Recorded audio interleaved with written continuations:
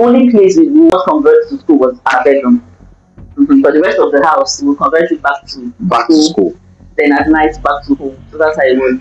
When we wake up in the morning, we would pack up their beddings and set up the space. So the room where they slept became your first babysitting center. Exactly. Today on the Inspire Youth Show, I want to find out about education. I want to find out what it takes to become an educationist, especially in the country called Nigeria. I want to find out the qualities that you need to be a good educationist. You see, my son has been inspired by teachers that have had great impact upon his heart and his life. I don't know if you're out there and you have had that experience in life. But today we won't talk about education as a business, talk about education as it impacts our society. Welcome to the Inspire Youth Show. Good. So we'll also take the rules of this place. Hello and welcome to the Inspire Show. Today we are trying to inspire any aspiring educators out there. And we have on the show the head of school for Care and Cuddles School in Jahi, Abuja, the Federal Capital Territory of Nigeria. Let's welcome to the Inspire Show, Mrs. Nguavese Idiabana. Thank you for doing this. Thank you also for having me. Yeah, you're welcome. So, tell us, how did you get into education? You know, one would think, especially for the city where your school is, one would think that it's for business. There's business opportunity. But tell us your story. How did you become an education? Okay, so I went to Taranto School, Makodi, and my mom is still the proprietress of that school. Wow. So apart from being her student, I can say I was secretly understudying her.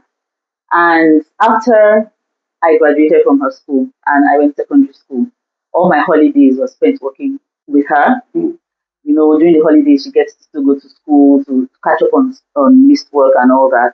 And then even at times when I happened to be at home and her school was in session, I would go work. And I think after I graduated, before I went to university, I was also a teacher at her school. Yeah, so I was even making money at that time. I was making teaching aids for her. Then I was quite artistic. I don't know what happened to me right now, but I would make her flashcards for her. I would even teach some subjects like art and agri and everything. And then sometimes I go sit with her and learn the administrative part of it. So when it was time to pick my course in university, I knew it had to be something education. So I actually went directly for education economics. I studied that. And of course, when I was in school, I was more interested in education courses and all that. So I came out with a good result, and then that was it. And then I served, and then I felt, okay, I served, and then I got married. So just before you go for after you got married, Okay. But then tell me, is it a thing that all your siblings, are they all into the education line? That you're coming from a lineage of education? Well, no, not really. So I am in the educational field, and then my sister of blessed memory actually took over my mom's school. Yeah, she was the school administrator, so she was interested in that, even though she didn't study education, but it was just something she tilted towards. And my brother, after studying accounting, he went back to school and studied education, and then eventually took over my dad's school, Batia College, Makodi. Wow. He did that for 10 years, almost 10 years before my dad passed. So he's doing that. But the last one, she's not into education, but she still does work for the school. She's a graphic designer. So she does all the banners, does all the flyers, does all those things. And then somehow all of us are mini consultants to our parents' school. Oh, yeah. So interesting. Yeah. Oh, interesting. So, this could be an inspiration to anybody who is actually around the school environment. That could be your precursor to owning your own school. So, back to your story, then you got married. Yes. What happened? Then I got married. I was taken away from I won't say I was taken away from my dream, but I deviated a little, but still came back. How? Still came back. You got another type of job? Well, funny enough, I started as a housewife. I wasn't working. Full-time housewife. By choice? By circumstance. Okay, by I was in an environment that did not push me enough to want to go professional yet. So I used that time to have my first two kids. Okay. And then luckily for me, and well, let's say unlucky for my husband, because he didn't really like fact that we had to come back to Abuja Mm. because then we're in Delta State. Okay. Mm-hmm. And so we came back, and then I got a job with Zenith Bank. I liked that because I was thrown into the professional scene. Yeah. I learned a lot. You know, Zenith Bank is known for excellence. Yeah. The ambience of the banking hall, the way the staff behave, the drive and everything. And then as a marketer, it helped me know my way around Abuja and build my confidence when speaking with people. Because as a marketer, you go walk into people's offices and you have to speak to people, big men, average, all sorts, and then handle different kinds of personalities you need. So I took that as a learning path for me. Okay. Well, I couldn't survive more than 2 years in the banking sector. You were fed up.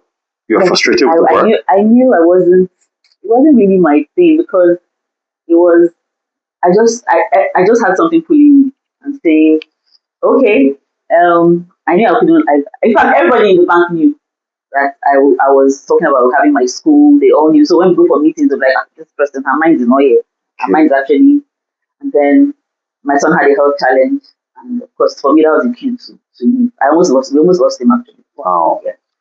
So he was sick. You know, the bank takes a lot of your time, especially when you're married and all that. So he was sick. I didn't know until one of the salary breaks, and then I noticed he at that time he was in the hands of my maid, who probably wasn't doing the right thing.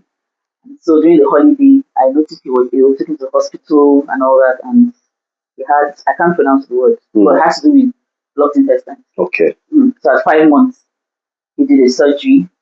They cut off his tummy. Wow. And that was intestinal obstruction. Wow. Yeah. So that was my cue. So I just walked into the bank and I just put in my resignation. But I gave notice. Yeah, of course. Yeah, I gave notice. And then so I tied it up. And that was it.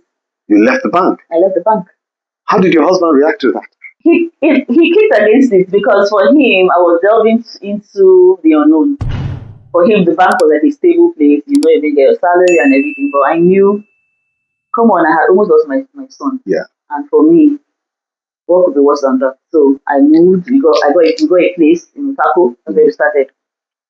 It was actually our home, and then we made a lot of sacrifices because it was like combining home with school. So you walk into the building and it's set up like a school. So wait, hold on. So after you left the job, yes, you then started off the school? Well, towards the tail end, I was already looking for a property.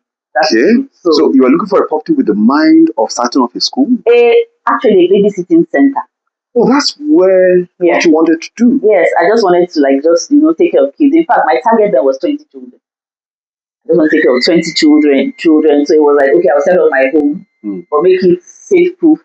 So when people bring their kids, I watch over them. Working class. My target was working class because from my experience at the bank, I knew that was a gap. Okay. So I was like, okay, people working would want a place to have their kids and all that. So we got a big enough building. Yeah. But sacrifice money, like I said. So you set up like a home.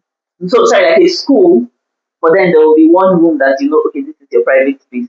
So you see us converting my children's rooms to when they go to, how old are they then? Okay, when we wake up in the morning, we would pack up their beddings and set up the space. So the room where they slept became your first babysitting center. Exactly. You pack it up. So it was a duplex. So downstairs was set up like the daycare, then upstairs, which was our private space. The only place we would not convert to school was our bedroom.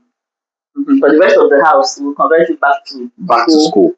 Then at night, back to home. So that's how it was. All right. That's how it was. So, the premises had 4 duplexes. So wait, before we get into all the premises, I mean, let's soak that in just for a second. My mind is still on the transition you made. You had to resign. You said your son was ill, and the bank took a lot of your time. How did you know you should leave the bank and enter into education? That transition, that part, or were you already working towards that while you were in the bank? You mentioned your colleagues kept saying. I kept on saying I want to own a school one day. Okay. I want to own a school one day. It was at the back of my mind. It was. The truth is, when we first moved to Abuja, I tried getting into other schools to be a teacher. So I just remained like that at home, still being a housewife, and then somehow through some connect, I got into the new town. So when you got your property and started converting your home, a home by night and a school by day. Yes, yes. Tell us a bit about that process. How did your husband react to that? Your Well, family? well, he had accepted that. Okay, I have resigned because, like I told you, he kicked against it initially. He had to do a lot of talking and Okay. convincing, and so we got the property. And well, he's quite busy, so like during the day he's not even at home, so he doesn't really like Yeah. see what's going on. So it was easy. So it was like I was just staying at home and working and working. So the first year was really interesting because the month I resigned, I remember 24th of the month was the day we get our salary. And I was like, wow, so I'm not getting No salary, I'm not going to sure. be paid this month Ah, and everything. I was like, wow, and everything. So marketing was so I spent my days marketing actually. marketing the school, Yes. marketing the crèche. Yes, marketing. So I would drive around with my flyers and then in traffic I would look out for a mother with a car seat in her back seat. And then I'll call a vendor, a newspaper vendor, and say, please help me, because I couldn't stop my car in traffic now. So I'll say, help me give that woman. Wow. Then I go to the market. And I used to intentionally go to birthday parties with my kids, my first two daughters, with my flyers. So I know how children are. Yes. Come on, and then my mommy's school. To go around sharing flyers at birthday parties and all that. So that was it. But my first enrollment was a neighbor's child actually. So I was Wow. taking a walk one of those days. I wasn't even worried that I had opened school and there was nobody coming. I was just like, what to be will be. Yeah. So I'm taking a walk that day with my son and then my first son. And I see a man strolling with his son. And I'm like, oh, I just opened the school. And he was okay, fine, we'll start tomorrow. He hadn't even seen the place. So he walked in and that was how my number 001 enrolled. Then people started coming and they would go back. I'm like, they don't want their child to be the only one and everything. So at the end of that first year, which was 2009, Nine, yeah, 2009. 2009, we closed with 3 children or 4 children in December. Humble beginning. Yeah. So at that point, like I told you, the house was, still under. So we used the whole of December to renovate and stuff. So it was at the peak of renovation, POP everywhere, dust everywhere, and all that. People started coming in the middle of the dust and everything. Yeah. Then so when we resumed in January that year, I know 11 people were waiting for me in January to enroll. Wow. So tell me, who was doing most of the work? Who was caring for the children? It seems like it was a crèche. Yes, it was. So I started with a nurse, me, and my maid. 3 of us. 3 of you. So I would wake up, my maid and I wake up, we'll clean up the house, wash the bathrooms, and make breakfast for 3 of us. And everybody anyway. Yeah, my kids that's and everybody in my the staff. house, yeah. And then children come, Get to work. 7 o'clock, come and pick their kids. Wow. This is truly inspiring. So I must say, yeah, I must say that it's truly inspiring. So if there's a young educator, an aspiring educator watching the Inspire Youth show right now, and if you're new to the channel, please do me a favor and just subscribe. All right, put on the notification bell so that you are informed of every new video that drops on the channel. But if there's a new or an inspiring educator watching this video, what would you say were the attributes and qualities you had and they should have that they should get into education as a business? First of all, make sure you have a mentor. My mentor was my mom. And as much as she encouraged me to start, she told me, do not think of profit or money before 10 years. So hold on. We say of teachers that their reward is in heaven. And what you're saying is almost sounds like that. What you're talking about is a little different because you're a school owner. Mm-hmm. It's different from just being a teacher. But you're saying even at that, Yes. you are counseled not to think about profit for the first 10 years. Yes. In your experience, eventually, was that the case? Yes. Yes, because there are things that are beyond your control. You cannot control how fast people enroll. You cannot control your salaries to an extent because if you want to have good staff, you have to pay them well. You cannot. There are many things that you can't control, and I think having the spirit of contentment also is very important, and patience. And patience. Nothing should be a do or die affair. And if you're Christian, so to say, or whatever your religion is, you know that God will always provide for you. You can't go hungry. Yeah. And God always blesses the works of legitimate hands. Yeah. Yes. So I think it's a mindset thing. It wasn't a desperate thing. Okay. I wasn't desperate. Okay. I knew, like I said, I watched my mom build her school. I saw I was part of the whole process. Fantastic. Yeah. And she also exposed me to her challenges as well. So I knew it was not going to come to me on a platter of gold. Oh. I knew that. Okay. I knew all her challenges. And that's another thing. If you have a mentor that is actually open and honest with you, it helps you a lot. Wow. Don't think about money first 10 years. Be content. Yeah. Expect challenges. Yeah. What else? Work hard. Develop yourself. Study. Even if you're not going to do a course that is certified, read up a lot. Read. Google. Make Google your friend. Then it was Google. Now we have other. Yeah. So read up a lot. Collaborate. If you have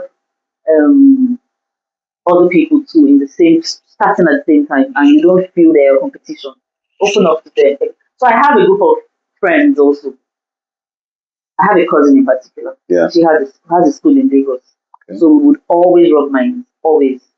And coincidentally, any challenge I had in Abuja, she had the same. Almost at the same time, within a week, the same thing will come. So we already were ready. They are already ready to, So I think if you love what you do, it just flows. It just flows. If you love what you do, This is the Inspire You Show.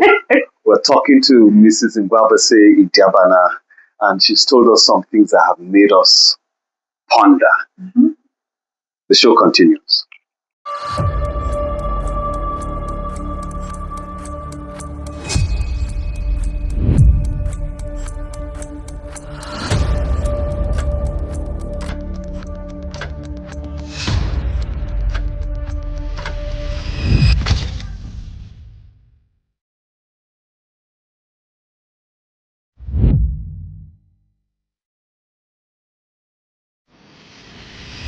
I think I'm the